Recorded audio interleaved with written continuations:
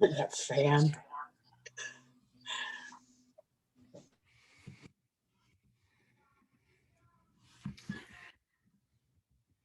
Just got a couple more people, and as soon as they get in, then we're gonna go ahead and start. All right, hello everyone, good evening. Thank you so much for joining me. It's so wonderful to see so many people are here and excited about camp this summer. I've seen many names in the list who are people that would know me already, but some of you may not. I am Sarah Camp. I am the director up at Unilei. So I've met many of your campers before, and I'll be meeting all of them this summer when they're up at Unilei. I'm just admitting a few more people here as we go. But again, for those that just came in, my name is Sarah. I'm the director at Unilei. It's wonderful to meet all of you. Thank you so much for coming. We'll start this Q&A off tonight with, I will give a short presentation with some updates about the summer, particularly about our precautions that we're taking around COVID. Then I'm just going to share some information, actually kind of some frequently asked questions that came up in our last Q&A, just to get that covered, make sure we have that for everyone. And then we will open up to questions and answers from all of you. So if you were at our last Q&A, thank you so much for coming again tonight. I'm going to put the new stuff right up front so that if you're like, great new stuff, I don't have any questions, you can go. But if you'd like to stay and listen to the questions, of course do. And if you haven't been to one of these before, please stay and ask questions. This is a pretty good big group, so I think I'll start by taking questions in the chat, which, like I said, I'll answer after I do a little presentation. If your question is one that's like hard to put in chat, then once we get to the ones in the chat, we can do the raise the hand function, and I'll call on you and you can unmute yourself, and we'll do it that way, because I know that some questions are sort of harder to ask in chat sometimes. So without further ado, I'm just adjusting my window here. I will get started. So the first thing to share with you update-wise for this summer, like I said, all my updates are around our COVID protocols and procedures. Is just over the weekend, the CDC actually released new guidance for summer camp operation, including specific guidance for resident camp operation. So we are reviewing those updates and that new guidance and incorporating it into our procedures. Hopefully most of you have seen our draft procedures. And we are incorporating the new guidance into our procedures, and we're planning to, by hopefully the end of the week, at the very latest by the beginning of next week, actually send out our final draft procedures to all of you that you can review for the coming summer. Along with those, we'll be including an acknowledgement of risk and an agreement to abide by those procedures. And we're going to need that document back from every family saying that they've read the procedures, they understand the risk that they're taking coming to camp. We can't promise there won't be any COVID, although we're doing everything we can to keep our campers safe this summer, and that your family and your camper are going to abide by our procedures to keep everybody safe and healthy, because without a safe and healthy camp, we really can't have a good time. So that's our number one priority. So anyway, do look for an email in your inbox end of this week or early next week with those updated procedures. As well, we will post them online on our COVID-19 resource page as well, that you can get to if for some reason you don't get it. But you really should get an email from me or our office with those procedures at the end of the week or early next week. A few updates that you're going to see in those procedures. If you had previously read our draft procedures, we've made a couple changes. One major change that we've made is previously we had we designated some situations that we were going to make campers wear masks even within their cohorts. And we have decided, along with CDC guidance, that when campers are in their cohorts, just their 8 camper, 2 staff person groups, that in those groups, we aren't going to ask people to wear facial coverings at any time. There are going to be other times at camp at which facial coverings are going to be required. For instance, during arrival, they're going to need to be worn. At pickup, they're going to need to be worn. If you're out on the trail and you come across other members of the public, we're going to ask that for both your safety and also for courtesy to those people out there that you put a mask on. If you're in our base camp program and you're in one of the areas that isn't specific to your cohorts, like the craft shack, or if you're in Central for some reason, you're going to need to wear a face mask then. But anytime that you're just with your cohort or in your cohort's group site, we're not going to require facial coverings in those settings. And like I said, that's actually in line with the CDC and ACA's guidance around facial cover wearing at camp. Another thing that we've done in our update to our procedures is we've just made our whole arrival procedures much more detailed. We're also going to make a little video that explains exactly what you're going to do when you arrive at camp, where you're going to go, how you're going to check in, what the screening procedure looks like, so that you really just know exactly what to expect when you arrive at camp. One thing that we have added to it as a definite, which before was a question whether we were going to be able to do it or not, is we are going to do arrival screening testing. So part of your arrival process will be to do a rapid antigen test, which the results will come back within 10 to 15 minutes. And it will be a secondary test to show that you are COVID negative. As we had been planning before, we are still going to be asking families to go get a negative PCR test within 72 hours of arrival at camp as well and show that result. So that's a change to both our testing protocols and also to our arrival process. I just want to remind everybody, those were the big updates that have happened to our procedures. I want to remind everybody that the #1 best thing you can do to make this summer COVID-free and make a great experience for everybody is come to camp healthy. If we don't have anybody come to camp sick, we won't get anybody sick. And some things, we remind you in our COVID procedures of things you can do to do that. And we're going to be sending out some informational materials as we get closer here, just reminding people of how you can stay safe and healthy at home. And this isn't just about staying safe and healthy from COVID. This is also just about staying safe and healthy in general. We don't want anybody getting strep throat at camp either. We don't want an outbreak of the measles at camp either. Not that that one's really a problem. But the idea is to stay safe and healthy. And a lot of the things that we do to keep ourselves safe and healthy from COVID are things that also just keep us healthy in general. So #1, keep washing those hands, everybody. Practice good hand washing, get good at it.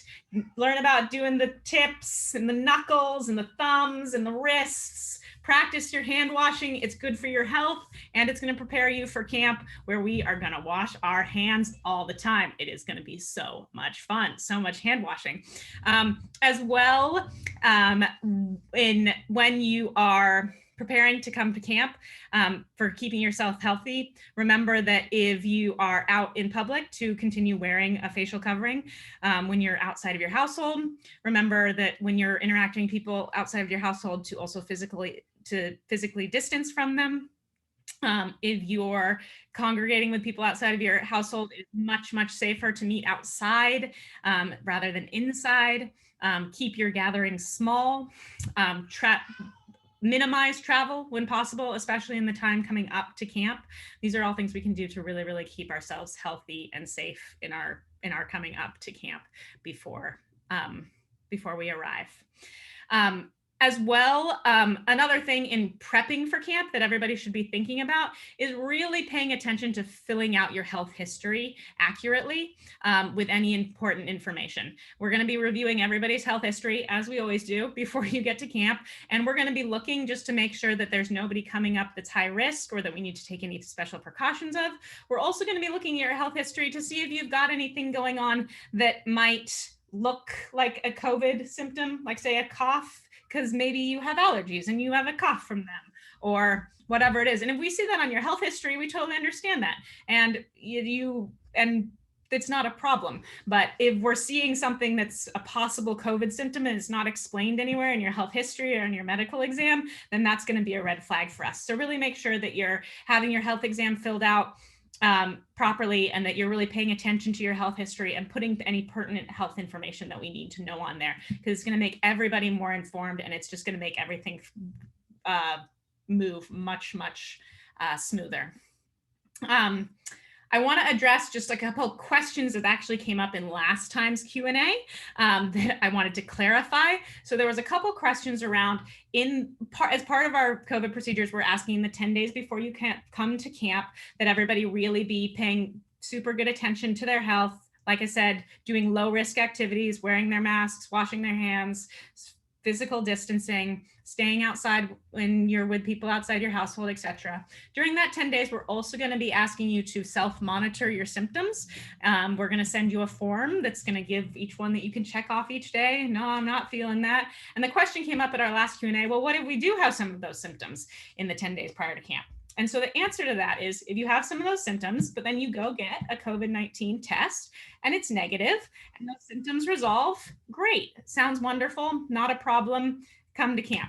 If you have some of those symptoms, you go get a COVID-19 test, you're negative, you still have those symptoms, and you don't know what they're from, then we would ask that you do in fact wait till those symptoms resolve to come to camp. And this is not about thinking that you do in fact have COVID. This is just along the lines of that we always want healthy people coming to camp. Like I said before, we really don't want an outbreak of strep throat at camp either.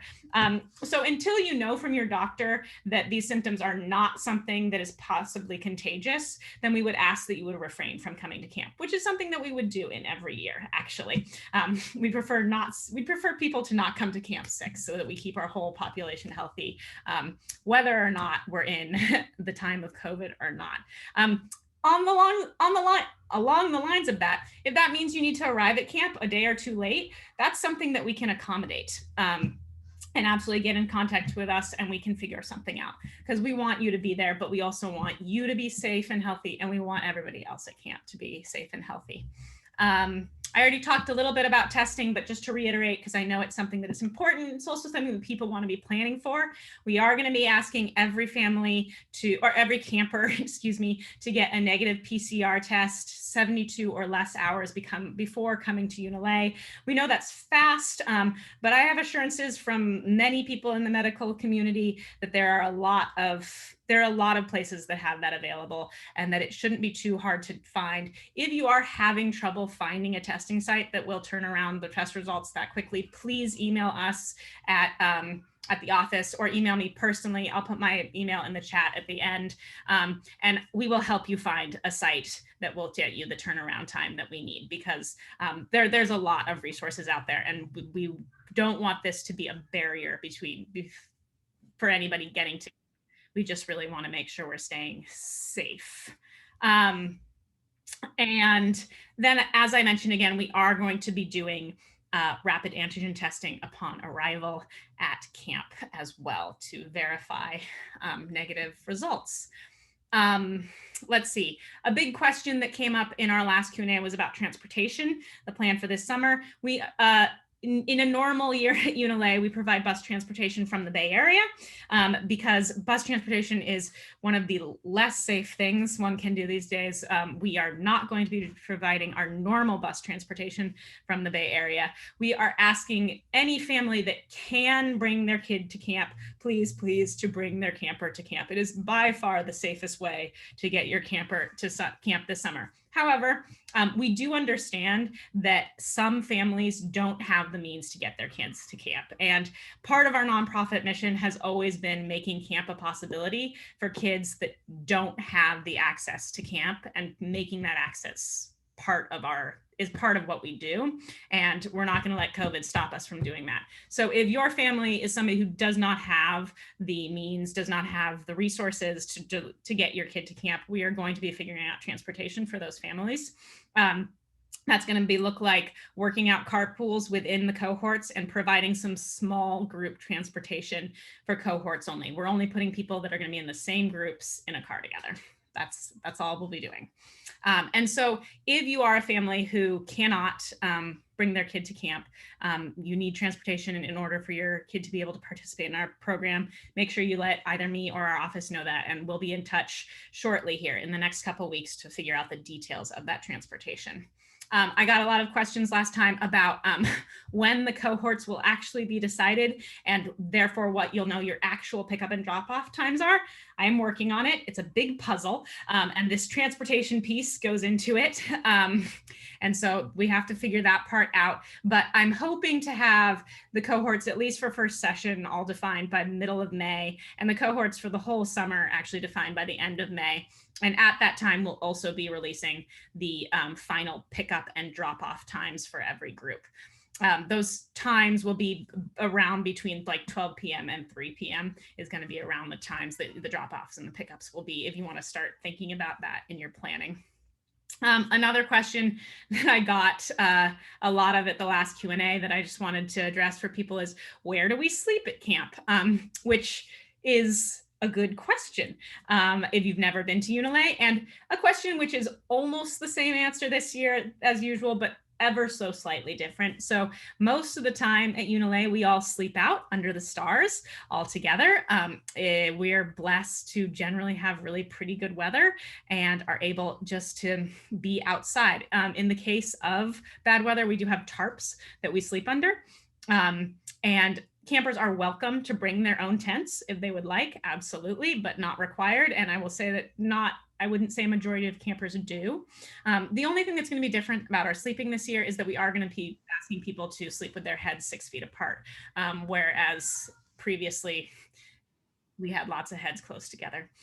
So if you're under a tarp that looks like head to toe, if you're sleeping out under stars, it could look a lot of different ways. But we're going to have people a little bit more spaced out this summer while they're sleeping because of COVID. And then the last question that came up a number of times in the last Q&A that I just want to address before I get to the to all of your questions is about, can I fly before I come to camp? And the answer is yes, you can. If you're needing to fly to get to California for camp, and there's some way that you can possibly do it earlier than 10 days prior to camp, that's great. That would be ideal, but we understand that that's probably not possible for a family that's coming to California just to go to camp, in which case it is fine to fly before coming to UNLA. We of course ask that while you're in transit that you take precautions, especially when you're in airports. They're saying that that's the place that's really where you have the highest risk, to make sure you're wearing your facial covering, to make sure you're trying to social distance whenever possible, to make sure you're washing those hands, practice washing those hands. It's good stuff. But flying before coming to camp is okay. Just please be safe about your traveling and try to minimize it as much as possible. So those were the things that I was wanting to go over from our last one. I'm going to open up my chat here, and I am going to look through the questions. There's a couple direct messages which I will address if they're not. That one I'm going to address a little later. Oh, somebody had asked, how long do I expect this meeting to last? Sorry, I didn't see that earlier. It will now last as long as people have questions. I'm willing to stay for as many or as few questions as people have. So at least till 6:23 or at least till 6:26, I'll say, but could go much longer. Can we have bus transportation with all of the screening? So with the screening, if you need, like I said, we're not doing bus transportation, but if you do need transportation, yes, you can still have transportation. Part of the screening will be done before your kid gets in the car that they're going to come up. Depending on how we work it out, some of the screening will happen in the car before they come up, and some of it will happen at camp. If for some reason you didn't pass the screening when you arrived at camp and you had not been screened beforehand, we would bring your camper home for you, which I know this sounds horrible, and I agree, it sounds totally horrible. I think it's a very unlikely scenario, but your camper would not be stranded at camp, not allowed to go if for some reason they didn't pass the screening. And for the families that do have transportation, we'll go into more details about what that looks like for them. if there's a question about if 14-year-olds do not get vaccinated, possibly midsummer, will anything change? And I think the answer for that is most likely no. The benchmarks that we set for changing our programs significantly weren't based off vaccination. They're based off of community spread numbers. And I think that it's highly unlikely that they will get low enough to trigger what we had set as our standards for having a looser program. So I think that the general model that we're doing right now and the general procedures we're doing right now is what this summer will look like.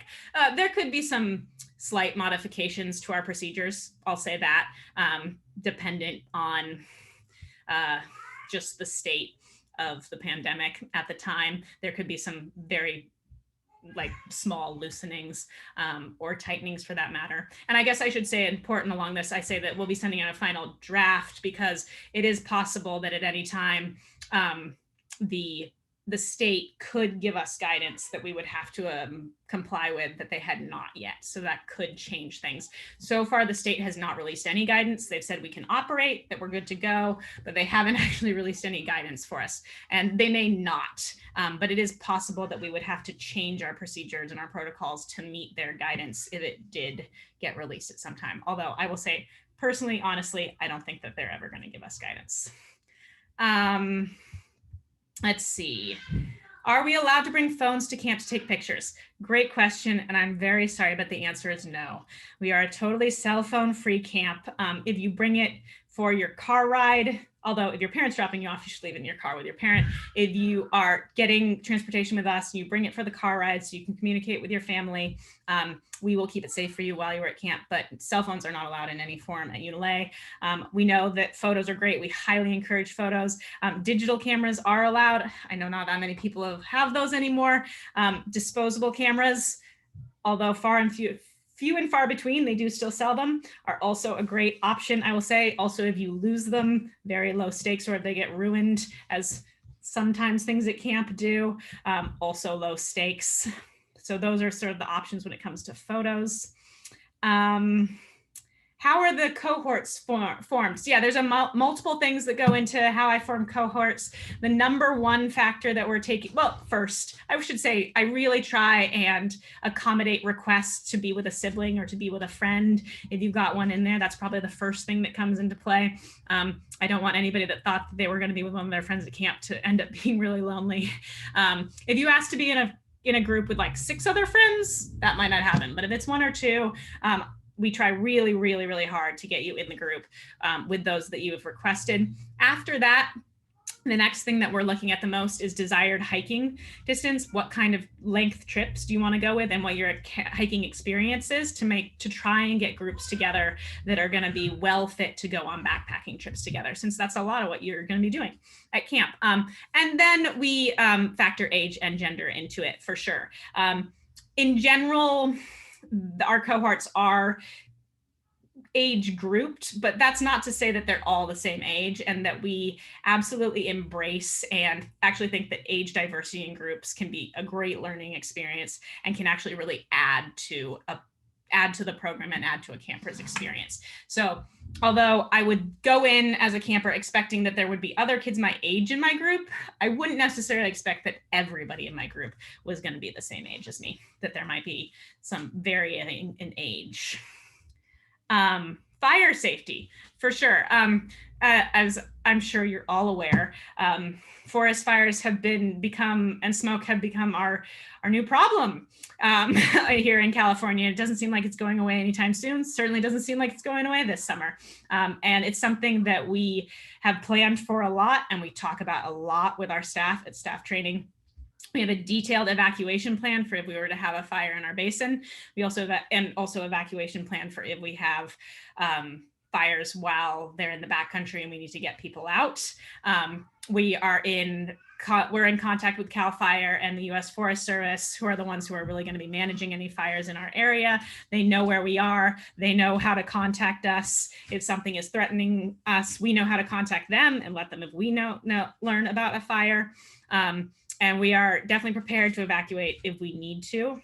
When it comes to smoke, we also recognize that that's a big danger when it comes to fires, and has been a problem in previous years. And so we actually have a whole smoke protocol that determines when we would modify our programs to limit strenuous exercise, and when we would actually cancel our programs due to bad smoke. And if you're interested in seeing that information, you can email me. I'm going to actually throw my email into the chat for everyone right now because I keep talking about that. And I will put it in there again, but there's my email because I keep talking about it.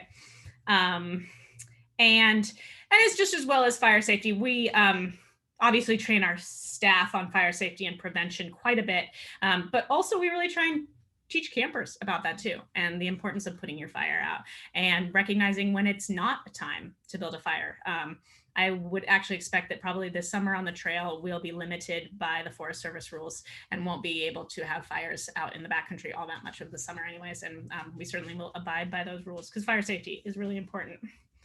Are we allowed to bring pocket knives or Swiss Army knives of that sort? You are allowed to bring pocket knives. The rule is we ask that they are closed blade. They're blades that close, and also that the blade is no longer than the palm of the camper's hand. So those are the rules for knives.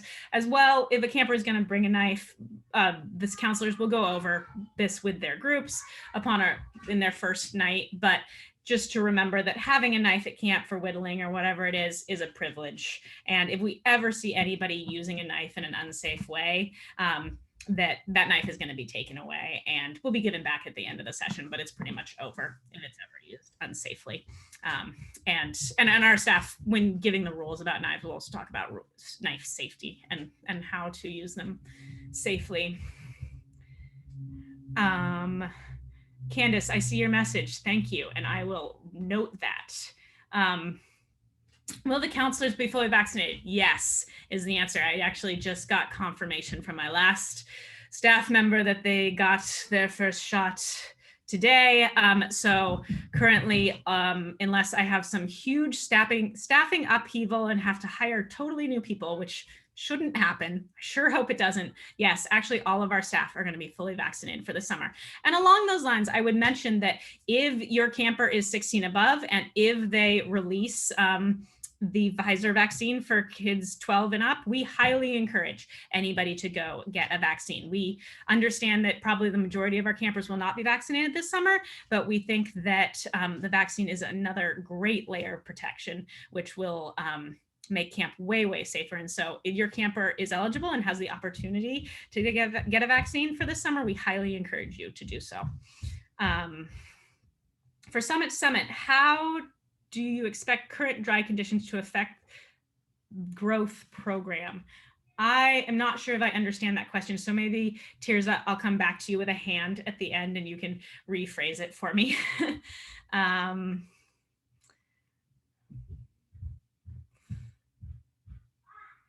Yeah, so there's a question about the rapid antigen test. So yeah, so if we get a positive result, then we're going to do a follow-up test to confirm that positive result. It's not just going to be one negative and you're out. It's going to be one negative and now we have to retest, is the answer on that. Would fully vaccinated kids still need to test? At this point, yes. People that are fully vaccinated are still going to need to test. That is one of the things in the procedure that I will say could change. But our reading of the guidance right now is that in a summer camp setting, you still test everybody, even those that are vaccinated. But if that guidance changes, we may change our protocols, but currently that's what the ACA and the American Camp Nursing Association is suggesting. So we're going with their guidance. Could we bring a GoPro to take photos? Wow, that is a question that I haven't gotten before. And I'm gonna go with yes. A GoPro is a lot like a digital camera. I think a GoPro is okay. I'm gonna go say yes on GoPros.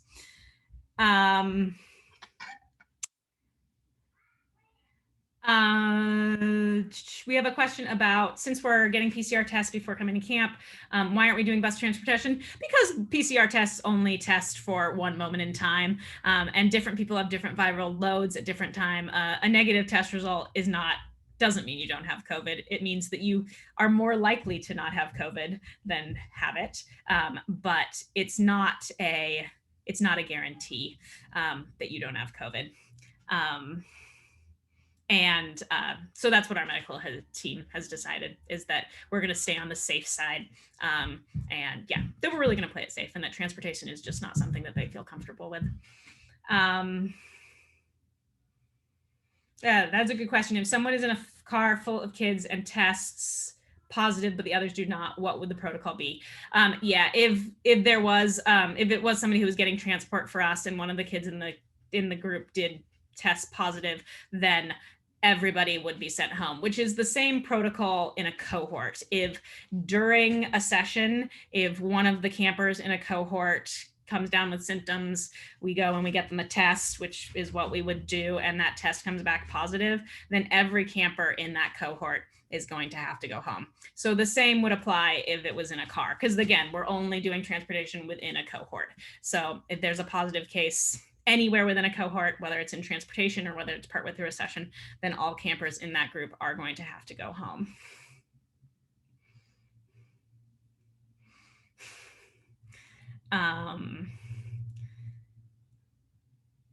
Yeah, and again, a question is, if there's a positive test, that would there be a refund? So yeah, so if there was a positive test at the beginning, then you would get a full refund. If there was a positive test partway through, then you would get a prorated. For the rest of the group, you would get a prorated refund. Yes.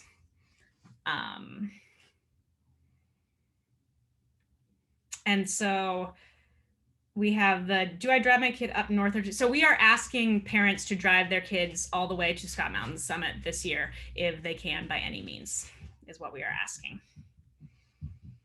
I'm just making sure I didn't miss any. Karina, I'm sorry to hear about the theft. That's unfortunate. There was a theft of a GoPro at the same lake that they were at, which is unfortunate.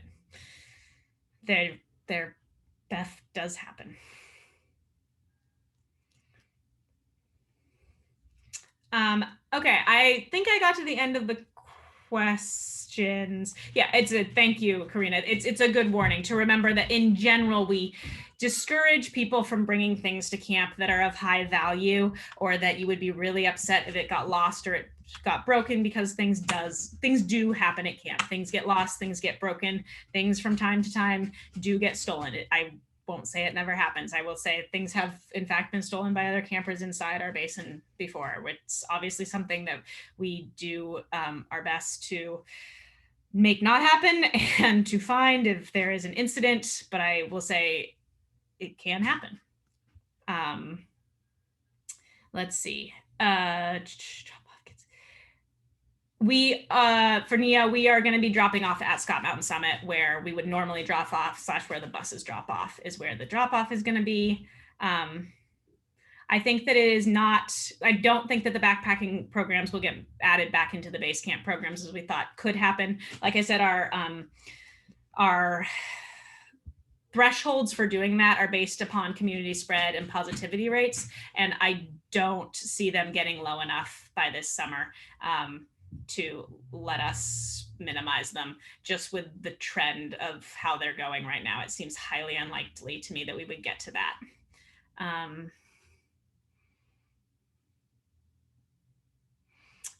There's a good question about, for those of us that are driving long distances to get to camp and are not residents of California, where can we get testing done? Send me an email about where you're going to be in California beforehand, and I can get you some resources of where to go. It really just depends on which county you're in, where the place to go is. So if you let me know where you are, I can find you some resources. Will campers still get to cook their own food? Yes, campers are going to get to do food prep just like they always have.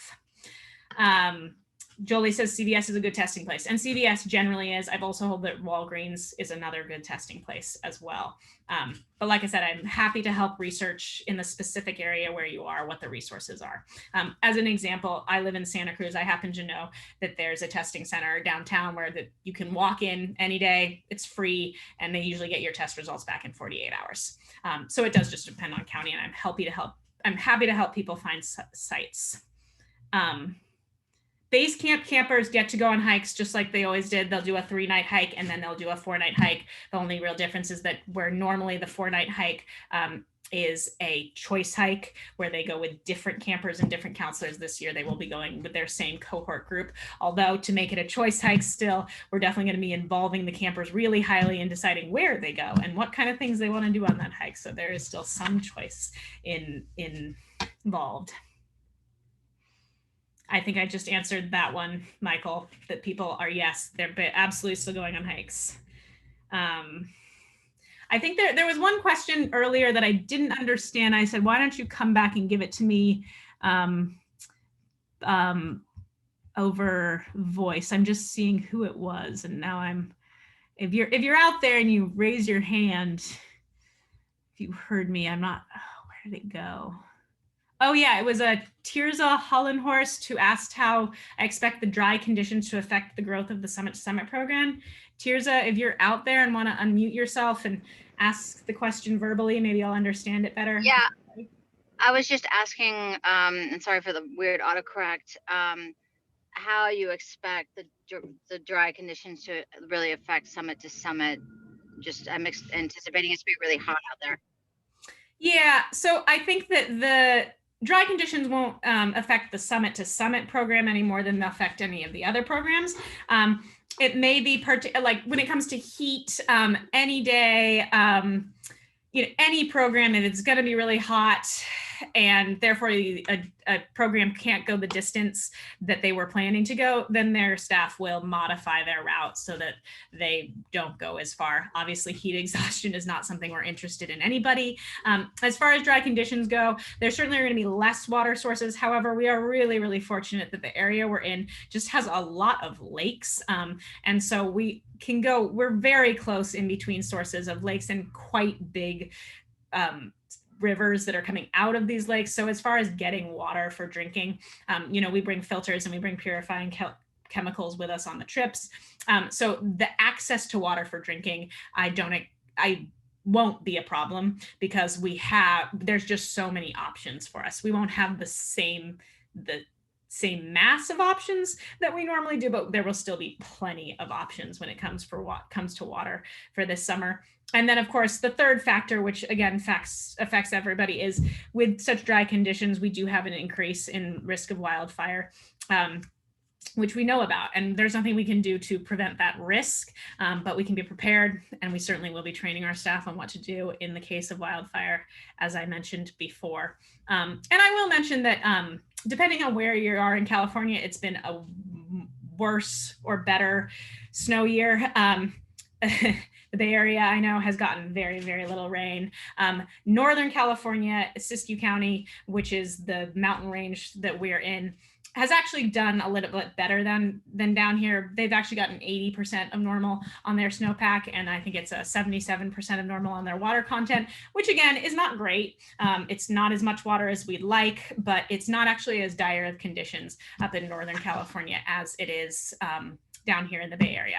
That, of course, doesn't really change the chance of forest fire, because as we know, forest fires that are very, very far from you can still have an effect on you. But as far as our water supply, we're going to be in a better situation than some places are this summer. I hope that answers your question. And I've got a few down here. There was a question, do campers bring their own food? Unilite provides all the food for all the campers. When we go on the backpacking trips, they help carry the food for the trips, but all of the food at camp is provided by camp. Should your kid bring a water purifier? We bring water pumps on the trail and also chemicals. If your kid has one of those like straw water filters or one of those UV pens and they like really want to bring their own, I would say sure, why not? Because like you said, it is very light and it's okay to have your own, but I wouldn't bring anything more than one of those because we do bring water purification to share with everybody. Is the cooking food for themselves about cooking fish they catch? So the way that our meal prep works at UNLA is communal. Everybody helps. Certain meals need more people to do more things, but it's a communal process and the kids are involved in it. Fish, though, that they catch, absolutely, we encourage them to cook and eat as well. Sometimes they need some help from their staff to really do it properly, unless they're a pro, and then they can just go for it. So it would apply to normal meals as well as fish that they catch.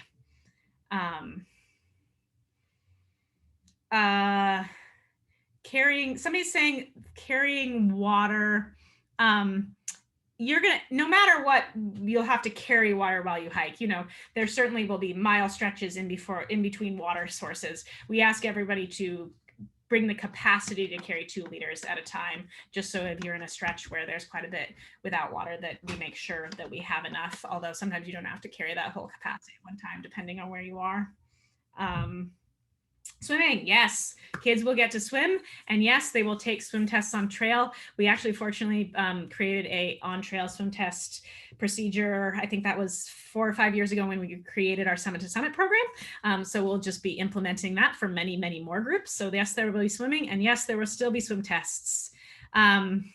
Summit to Summit trips are 15 days for the first and the second sessions, and they're 10 days for the third session. And in a Summit to Summit trip, they're on the trail the entire time. And as far as length, the distance they go depends on the group and what their backpacking desire is. So I can't answer that, but many miles. They will go many miles. Will there still be rental items like backpacks and water bottles? Yes, they're not to rent.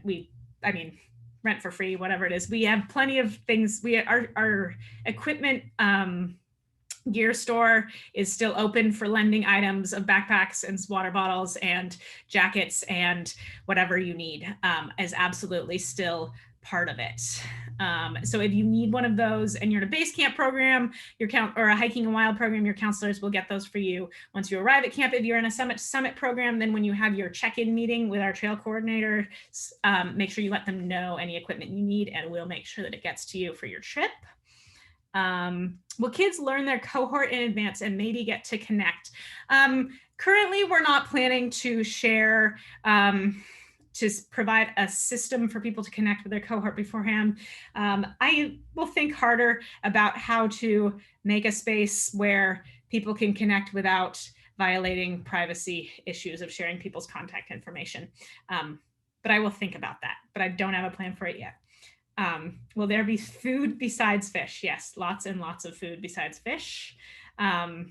Mushroom picking and eating. We generally don't do a ton of mushroom and picking and eating because obviously some mushrooms are edible and some are not. Every once in a while there will be a counselor who is actually really knowledgeable in the area, and then their group maybe, but that probably is only going to be one of our staff members, and you would have to get lucky enough to get them on your trip. So I wouldn't bank on mushroom picking and eating. If you don't pass the swim test, you can absolutely still get in the water. You just can't go above waist level deepness. The only water that is up to waist level, but you can play in that area water all you want. And there is plenty of water that is that size. External backpacks discouraged, internal preferred. I would say that internal frame backpacks are generally more comfortable, but if you've got an external backpack that fits well and you like, there's nothing wrong with an external frame. Yeah, it's really all about what feels comfortable on you. And generally, most people prefer internal, but if you prefer external, that's fine. A day pack for base camp is great. I agree with that.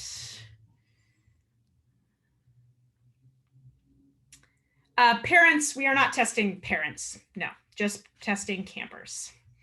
I feel like I had seen maybe one other hand go up, but now it seems to have gone down. Was there somebody that had a hand up?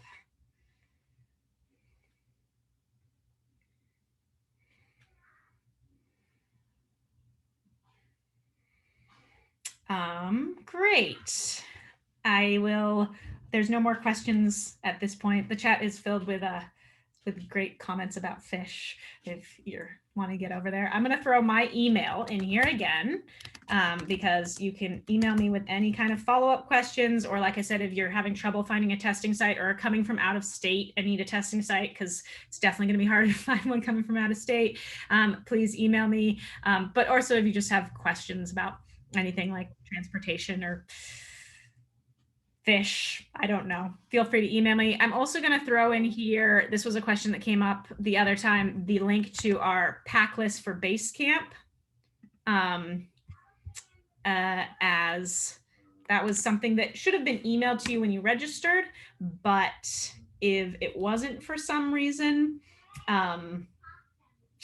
there it is. And I realized that I didn't do my email to everybody here.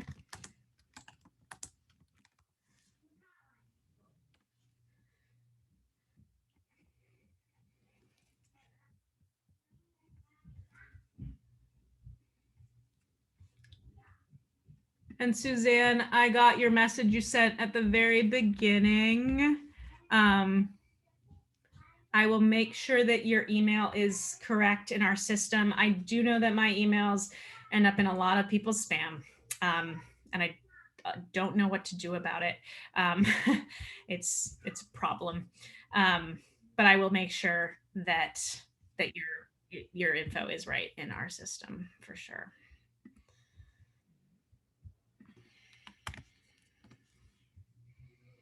3-day tribe hike still happening for Basecamp. Yes, 3-day tribe hike still happening for Basecamp, and 4-day choice hikes for Basecamp, unless you're in the 10-day program, and then it's only the tribe hike for 3 days. And thank you to everybody for being here. And thank you for your good questions. It's wonderful to see so many people that want to know what's going on and are taking an initiative to be informed. I love informed campers and parents. I love answering questions, especially the hard ones. It's good for you all to keep us on our feet and keep us thinking. In this year, there are so many things that have come up, and we need to make sure that we're really trying to think of everything. So thank you for being here and for asking questions. I really appreciate it. Great. And so I think with that, we'll say goodbye. Thank you very much. Like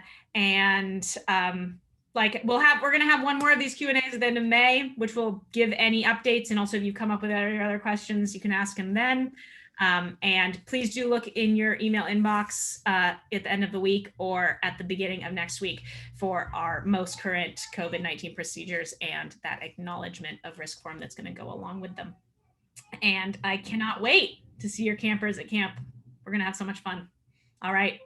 Goodbye, everybody. Good night. Stay safe and healthy. Can't wait to see you soon.